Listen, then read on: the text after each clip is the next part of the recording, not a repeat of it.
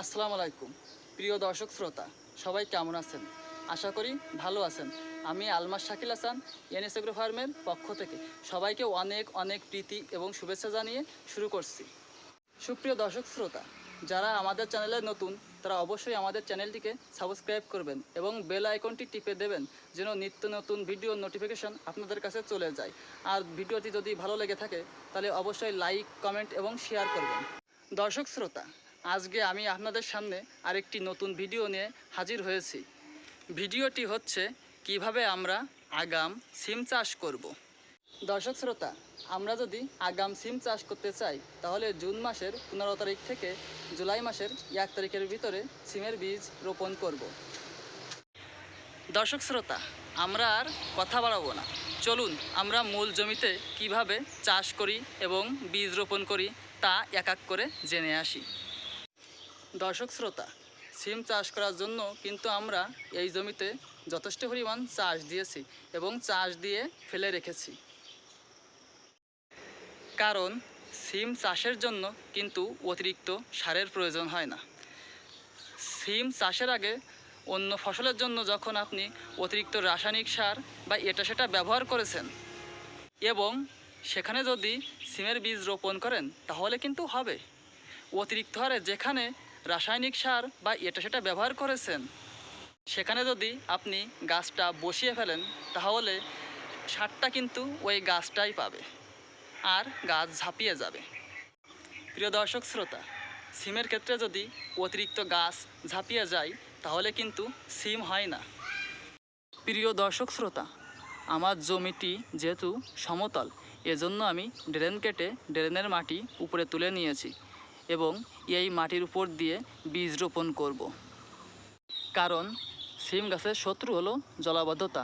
যদি ভারী বৃষ্টি হয় তাহলে এই ড্রেন দিয়ে জমির পানি সরে যাবে, ফলে সিম গাছের কোনো ক্ষতি হবে না। প্রিয় দর্শক শ্রোতা, সিম চাষের জন্য আপনারা যে ধরনের জমি নির্বাচন করবেন, দোআঁশ বা বেলে দোআঁশ মাটিতে সিম চাষ ভালো হয়। সিম গাছ জলাবদ্ধতা সহনশীল নয়, তাই উঁচু জমি নির্বাচন করতে হবে। জমিতে পর্যাপ্ত আলো বাতাস থাকতে হবে।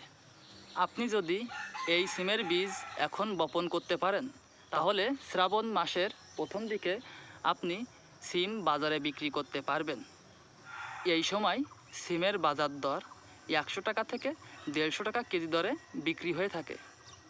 কৃষিকাজ সারা বিশ্বে একটি লাভজনক ক্ষেত্র, তবে সঠিকভাবে জেনে বুঝে আধুনিক প্রযুক্তির সাহায্য নিয়ে সর্বোপরি সঠিক পরিকল্পনা করে এগিয়ে আসলে অবশ্যই সফল হওয়া সম্ভব। এখন যেহেতু পর্যাপ্ত হারে গরম বা তাপ পড়ছে, এই টাইমে আপনার গাছগুলোকে পর্যাপ্ত হারে তৈরি করে রাখতে হবে।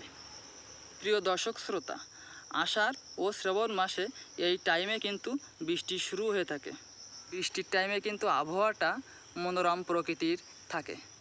বৃষ্টির টাইমে আবহাওয়া মনোরম প্রকৃতি থাকার কারণে আপনার সিম গাছের বয়স 45 থেকে 50 দিন হলেই আপনার সিম গাছের ধরন চলে আসবে।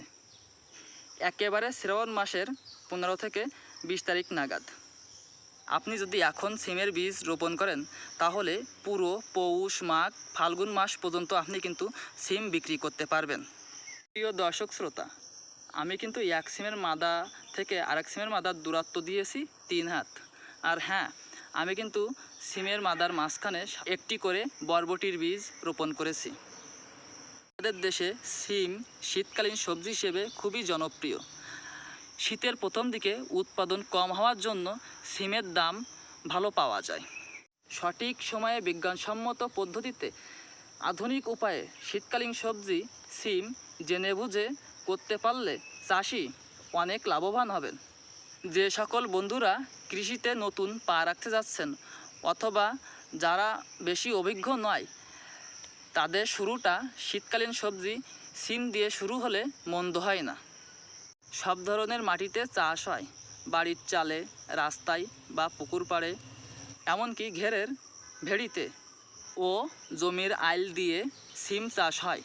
বাণিজ্যিকভাবে সিমের চাষাবাদ শুরু হয়, কৃষকরা ব্যাপক লাভবান হচ্ছেন। গ্রীষ্মকালীন বা আগাম সিম চাষে অনেক কৃষকরা ঝুঁকে পড়েছেন।